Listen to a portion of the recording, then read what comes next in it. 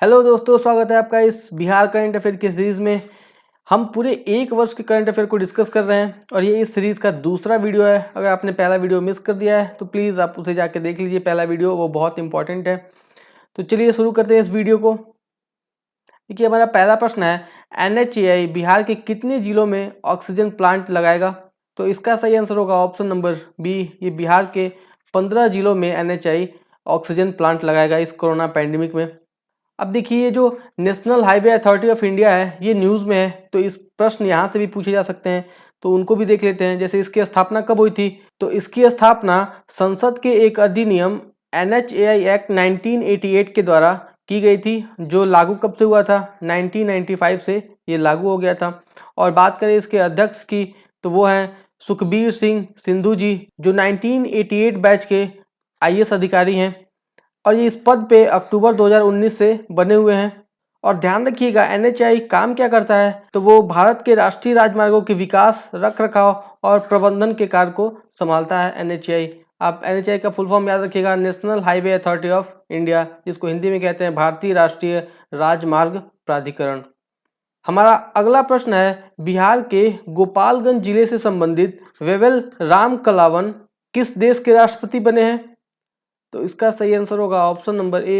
ये सेशल्स के राष्ट्रपति बने हैं और ये बिहार के गोपालगंज जिले से संबंधित है। इनके दादाजी रहते थे गोपालगंज में। अब सेशल्स न्यूज़ में है तो उसको भी देख लेते हैं। ये देखिए, ये है सेशल्स, आप यहाँ देख पा रहे होंगे, ये सेशल्स है और इसकी राजधानी क्या है? तो याद रखिएगा, विक्टोरिया इसकी राजधानी है। देखिए, प्रश्न ये भी पूछ सकता है कि ये जो सेशल्स है वो किस महासागर में पड़ता है? तो ध्यान रखिएगा, वो हिंद महासागर, इंडियन ओशन में ये जो देश है वो पड़ता है। हमारा अगला प्रश्न है, 2020-21 के लिए लोक लेखा समिति में बिहार के कितने सदस्य शामिल किए गए हैं? तो इसका सही आंसर होगा ऑप्शन नंबर ए। बिहार के 2 सांसदों को शामिल किया गया है लोक लेखा समिति में। अब लोक लेखा समिति न्यूज़ में है तो इसके बारे में भी जान लेते हैं क्या होता है। देखिए, जो लोक लेखा समिति है ना, इसमें कुल 22 सदस्य होते हैं, जिसमें 15 जो सदस्य होते हैं वो लोकसभा से और 7 सदस्य राज्यसभा से चुने जाते हैं और इनका कार्यकाल 1 वर्ष का होता है। और इसके जो अध्यक्ष होते हैं ना, वो ध्यान रखिएगा, हमेशा विपक्ष का नेता इसका अध्यक्ष होगा, जिसका नामांकन, जिसकी नियुक्ति कौन करता है? लोकसभा का अध्यक्ष जिसकी नियुक्ति करता है। और अगर आपसे एग्जाम में पूछ ले कि लोक लेखा समिति के प्रथम अध्यक्ष कौन थे, तो ध्यान रखिएगा, मीनू मसानी जी थे लोक लेखा समिति के पहले अध्यक्ष। अब इसके साथ 2 और समिति है, उनको भी हम देख लेते हैं, वो भी एग्जाम में कभी कभी पूछे जाते हैं। जैसे देखिए, एक है प्रकलन समिति, इसमें कुल सदस्य होते हैं 30 और इनका भी कार्यकाल कितना होता है? 1 वर्षों का होता है। और जो 30 सदस्य हैं वो सारे के सारे लोकसभा से ही निर्वाचित किए जाते हैं। और नेक्स्ट है सरकारी उपक्रमों संबंधित समिति है, जिसमें 22 सदस्य होते हैं, 15 लोकसभा से और 7 राज्यसभा से।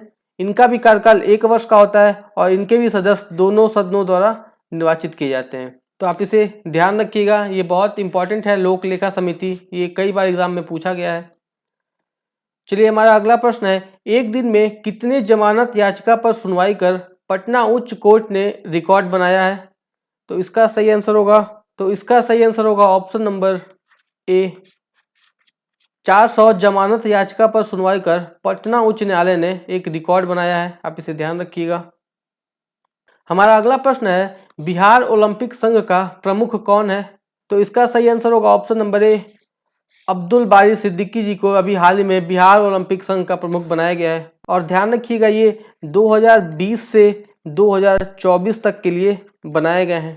और अगर आपसे एग्जाम में पूछ ले कि इस बिहार ओलंपिक संघ के एक सचिव भी बनाए गए हैं, उनका क्या नाम है? तो ध्यान रखिएगा, उनका नाम है मोहम्मद मुश्ताक अहमद। ये बिहार ओलंपिक संघ के सचिव बनाए गए हैं। और ध्यान रखिएगा, अब्दुल बारी सिद्दीकी जी बिहार सरकार के पूर्व खेल मंत्री भी रह चुके हैं। अब ओलंपिक संघ न्यूज़ में है तो इससे भी कुछ इंपॉर्टेंट फैक्ट्स देख लेते हैं। इंडियन ओलंपिक एसोसिएशन की स्थापना कब हुई थी? तो ध्यान रखिएगा, 1927 में इसकी स्थापना हुई और इसके वर्तमान में अध्यक्ष कौन है? वो है नरेंद्र बत्रा जी। और बात करें इंटरनेशनल ओलंपिक कमेटी की, तो इसकी स्थापना कब हुई थी? 1894 को इसकी स्थापना हुई थी और अभी 126 साल हो गए हैं इसको स्थापित हुए। और इसके वर्तमान में अभी प्रेसिडेंट कौन है? वो है थॉमस बॉक जी। ये कब तक बने रहेंगे? तो ये 2025 तक बने रहेंगे। चलिए हम अपने अगले प्रश्न की तरफ चलते हैं। हमारा अगला प्रश्न है, यूएसए के मेंस हॉकी टीम का नया कोच किसे बनाया गया है? तो इसका सही आंसर होगा ऑप्शन नंबर ए, ये हरेंद्र सिंह जी को बनाया गया है। और ये बिहार से कैसे संबंधित है? तो ध्यान रखिएगा, ये बिहार के पटना जिले के निवासी हैं। चलिए हमारा अगला प्रश्न है, बिहार क्रिकेट एसोसिएशन द्वारा राज्य में पहली बार बिहार क्रिकेट लीग का आयोजन हुआ। जैसे आईपीएल होता है उसी के तर्ज पे बीपीएल कराया गया इस बार। तो आपसे पूछा गया है कि कुल कितनी टीमों ने इस बीपीएल में भाग लिया? तो ध्यान रखिएगा, 5 टीमों ने इस बीपीएल, आईपीएल के तर्ज पे जो गेम हो रहा है बीपीएल, उसमें 5 टीमों ने भाग लिया। और ये बहुत इंपॉर्टेंट हो जाता है क्योंकि ये बिहार में पहली बार आयोजित हुआ है।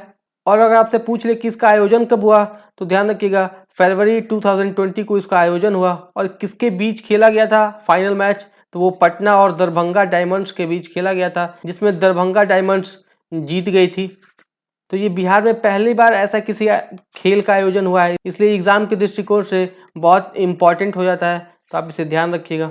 हमारा अगला प्रश्न है, रामविलास पासवान जी का निधन हो गया, इनका जन्म बिहार के किस जिले में हुआ था? तो इसका सही आंसर होगा ऑप्शन नंबर ए, ये खगड़िया जिले में इनका जन्म हुआ था। और पूछे आपसे कि इनका जन्म हुआ कब था, तो 5 जुलाई 1946 को इनका जन्म हुआ था। और निधन अभी हाल ही में 8 अक्टूबर 2020 को इनका निधन हुआ। और इनकी पार्टी का नाम था लोक जनशक्ति पार्टी। हमारा अगला प्रश्न है, मधुमक्खी पालन के लिए बिहार सरकार ने कितने प्रतिशत अनुदान देने की घोषणा की है? तो इसका सही आंसर होगा ऑप्शन नंबर ए, 75% अनुदान देने की बिहार सरकार ने घोषणा की है। और देखिए, मधुमक्खी पालन से आप याद रखिएगा कि शहद उत्पादन को बढ़ावा देने के लिए कौन सा एक क्रांति चलाई जा रही है? तो ध्यान रखिएगा, वो है स्वीट रेवोल्यूशन, जिसको मीठी क्रांति भी कभी कभी कहा जाता है। हमारा अगला प्रश्न है, बिहार के किस कॉलेज में वरिष्ठ Narayan research centre for mathematical science की स्थापना की जाएगी? तो इसका सही आंसर होगा ऑप्शन नंबर ए, ये पटना साइंस कॉलेज में वरिष्ठ Narayan research centre for mathematical science की स्थापना की जाएगी। और ये जो वरिष्ठ नारायण जी हैं वो कहाँ के रहने वाले हैं? तो ध्यान रखिएगा, ये बिहार के भोजपुर जिला के रहने वाले थे। और इन्हें हाल ही में 2020 में पद्मश्री से सम्मानित किया जा चुका है। हमारा अगला प्रश्न है, अप स्ट्रीम कैरीवे बिहार में स्थित महात्मा गांधी सेतु ब्रिज पर बन रहा है, ये ब्रिज किस नदी पर स्थित है? तो पहले तो आप याद रखिएगा कि ये जो अप स्ट्रीम कैरीवे है वो किस ब्रिज पे बन रहा है? तो वो महात्मा गांधी सेतु ब्रिज पे बन रहा है, ये पटना में स्थित है। और ये जो ब्रिज है वो किस नदी पे स्थित है? तो ध्यान रखिएगा, ये गंगा नदी पे ये ब्रिज स्थित है। और ये जो ब्रिज है महात्मा गांधी सेतु ब्रिज, इन 2 जगहों को जोड़ता है। तो ध्यान रखिएगा, ये पटना और हाजीपुर के बीच स्थित है, ये पटना को हाजीपुर से जोड़ता है। और इसका जो उद्घाटन है वो नितिन गडकरी जी, जो हमारे परिवहन मंत्री हैं, उनके द्वारा इसका उद्घाटन किया गया है। और ये जो ब्रिज है महात्मा गांधी सेतु ब्रिज, ये भारत का दूसरा सबसे बड़ा ब्रिज है। अब ये दूसरा है तो पहला कौन सा है? तो ध्यान रखिएगा, वो है ढोला सदिया ब्रिज, जो असम में स्थित है। और अगर आपसे पूछ ले कि ये असम में किस नदी पर स्थित है, तो ध्यान रखिएगा, वो ब्रह्मपुत्र नदी पर स्थित है। हमारा अगला प्रश्न है, वर्तमान में बीपीएससी के चेयरमैन कौन है? तो इसका सही आंसर होगा ऑप्शन नंबर डी, ये आर.के. महाजन जी अभी हाल ही में बीपीएससी के चेयरमैन बनाए गए हैं। और अगर आपसे एग्जाम में पूछ ले कि किसके स्थान पे आए हैं, तो ध्यान रखिएगा, वो इम्तियाज अहमद जी के स्थान पे बनाए गए हैं आर.के. महाजन। देखिए, प्रश्न जो है वो बीपीएससी से भी पूछा जा सकता है, तो इसके बारे में भी थोड़ा डिस्कस कर लेते हैं। इसमें कुल कितने सदस्य होते हैं? इनमें कुल 1 सदस्य और 1 अध्यक्ष होते हैं। हालांकि इनकी जो कुल संख्या है सदस्यों की, वो संविधान में उल्लेख नहीं है, लेकिन जो गवर्नर है उनके विवेक पे निर्भर करता है कि कितने इसमें सदस्य वो रख सकते हैं। और बात करें इनकी नियुक्ति कौन करता है, तो ध्यान रखिएगा, इन दोनों की नियुक्ति जो है वो राज्य के राज्यपाल ही करते हैं। और इन्हें हटा कौन सकता है? तो ध्यान रखिएगा, वो सिर्फ प्रेसिडेंट इनको हटा सकते हैं। इनकी नियुक्ति तो गवर्नर करेंगे, लेकिन हटाएगा कौन? वो प्रेसिडेंट। और बात करें इनके कार्यकाल की, तो ध्यान रखिएगा, इनका कार्यकाल 6 वर्ष या 62 वर्ष की आयु तक रह सकते हैं। और वहीं यूपीएससी की बात करें तो इनके जो सदस्य या अध्यक्ष होते हैं उनका भी कार्यकाल 6 साल या 65 वर्ष होता है। हमारा अगला प्रश्न है, हाल ही में बनी बिहार की प्रथम महिला उप मुख्यमंत्री रेणु देवी किस विधानसभा क्षेत्र से चुनाव जीत कर आई हैं? तो इसका सही आंसर होगा ऑप्शन नंबर ए, ये बेतिया विधानसभा से चुनाव जीत कर आई हैं और ये ध्यान रखिएगा बिहार की प्रथम महिला उप मुख्यमंत्री हैं। और बात करें पहली महिला सीएम की तो आपको पता ही होगा, वो थी राबड़ी देवी जी।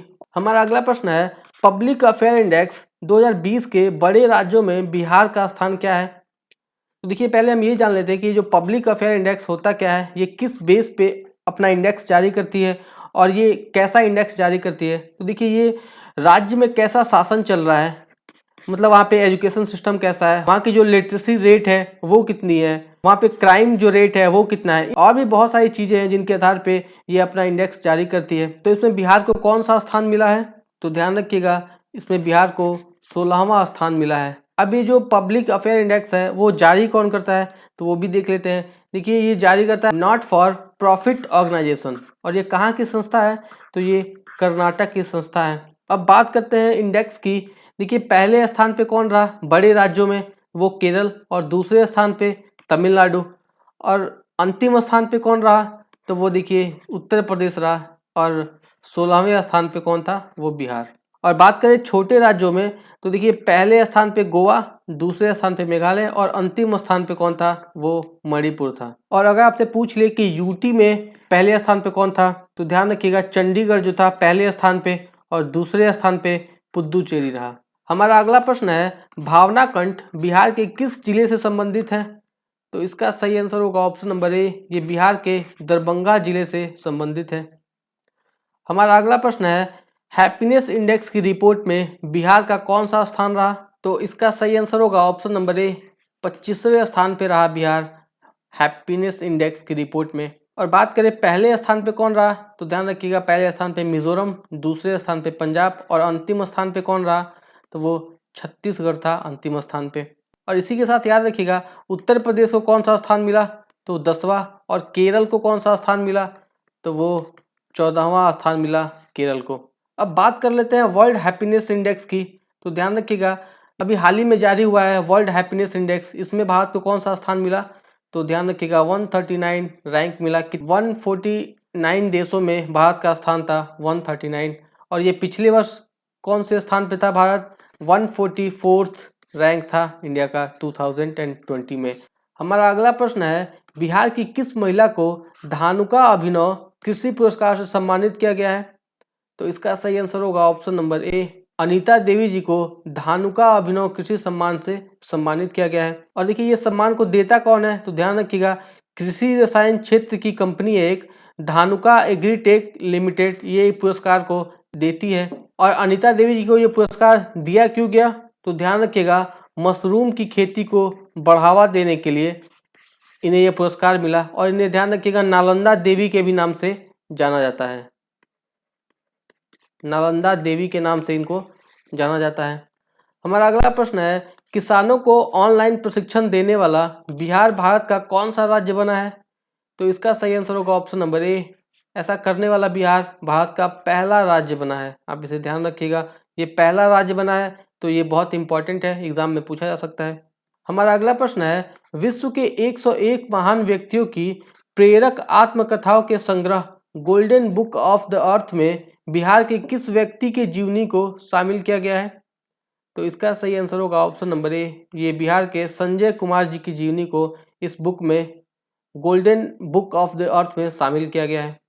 हमारा अगला प्रश्न है फिट इंडिया मूवमेंट प्रोग्राम में बिहार का कौन सा जिला प्रथम स्थान पे रहा, तो इसका सही आंसर होगा ऑप्शन नंबर सी, पहले स्थान पे नवादा जिला रहा। और ध्यान रखिएगा दूसरे स्थान पे कौन सा जिला रहा, तो वो शेखपुरा, बिहार का एक जिला है शेखपुरा, वो दूसरे स्थान पे रहा। अब फिट इंडिया मूवमेंट से कुछ इंपॉर्टेंट फैक्ट्स आप देख लीजिए। देखिए जीवन शैली को सुधारने एवं स्वस्थ भारत के उद्देश्य से मोदी जी ने फिट इंडिया मूवमेंट की शुरुआत 29 अगस्त 2019 को की थी। और 29 अगस्त को ही क्यों, तो ध्यान रखिएगा इस दिन ही खेल दिवस मनाते हैं, इसलिए इन्होंने इसी दिन ही फिट इंडिया मूवमेंट की शुरुआत की थी। हमारा अगला प्रश्न है बिहार सरकार ने मखाना की ब्रांडिंग तथा मार्केटिंग पर कितने प्रतिशत की सब्सिडी देने की घोषणा की है, तो इसका सही आंसर होगा ऑप्शन नंबर डी, पूरे 100% की सब्सिडी देने की घोषणा की है बिहार राज्य सरकार ने। हमारा अगला प्रश्न है बिहार के किस मंदिर में प्रत्येक पूर्णिमा के दिन होने वाले पूजा को फेसबुक पर लाइव किया जा रहा है, तो इसका सही आंसर होगा ऑप्शन नंबर ए महाबोधि मंदिर में जो पूजा होगा पूर्णिमा के दिन, उसको फेसबुक पे लाइव किया जा रहा है। अब ये महाबोधि मंदिर कहाँ स्थित है, तो ध्यान रखिएगा ये बिहार के गया जिले में स्थित है। देखिए आपसे प्रश्न ये भी पूछा जा सकता है कि जो बिहार का गया जिला है वो किस नदी के किनारे स्थित है, तो वो ध्यान रखिएगा वो फल्गु नदी के किनारे स्थित है। हमारा अगला प्रश्न है, बिहार के किस जिले में राज्य का पहला कैंसर डिटेक्शन सेंटर खोला गया है, तो इसका सही आंसर होगा ऑप्शन नंबर डी, ये बिहार के बक्सर जिले में खोला गया है, वो भी राज्य का पहला डिटेक्शन सेंटर खोला गया है। तो एग्जाम के दृष्टिकोण से बहुत इंपॉर्टेंट है ये। हमारा अगला और अंतिम प्रश्न है, राम बालक महतो जिनका निधन हो गया बिहार के किस पद पर रह चुके थे, तो इसका सही आंसर होगा ऑप्शन नंबर बी, ये बिहार के 6 बार महाधिवक्ता रह चुके थे। अब देखिए महाधिवक्ता जब न्यूज़ में है तो इससे कुछ इंपॉर्टेंट फैक्ट्स देख लेते हैं। देखिए पहले आप तो ये याद रखिएगा कौन से आर्टिकल में है, तो 164 आर्टिकल में इसका वर्णन किया गया है महाधिवक्ता का। ये जो महाधिवक्ता है वो राज्य का सर्वोच्च कानून अधिकारी होता है और इसकी नियुक्ति कौन करता है, वो भी राज्यपाल इसकी नियुक्ति करता है। और जो महाधिवक्ता का कार्यकाल होता है वो कितने वर्षों का होता है, तो ध्यान रखिएगा महाधिवक्ता के कार्यकाल का संविधान में कहीं भी वर्णन नहीं किया गया है। तो इनका जो कार्यकाल होगा वो राज्यपाल के विवेक पे डिपेंड करेगा। देखिए दोस्तों जितने भी मैं प्रश्न आपके सामने डिस्कस कर रहा हूँ वो एग्जाम के दृष्टिकोण से बहुत इंपॉर्टेंट है। आप कोई सा भी एग्जाम दीजिए, लास्ट 1 ईयर के करंट अफेयर पूछे जाते हैं और ये जो मैं सीरीज आपके सामने लेके आया हूँ वो पूरे 1 वर्ष का करंट अफेयर इसमें हम डिस्कस करेंगे। तो अगर आपको ये वीडियो अच्छा लगा तो प्लीज़ इसे लाइक करिएगा और चैनल को सब्सक्राइब करिएगा। हम नेक्स्ट वीडियो में मिलेंगे, तब तक के लिए जय हिंद।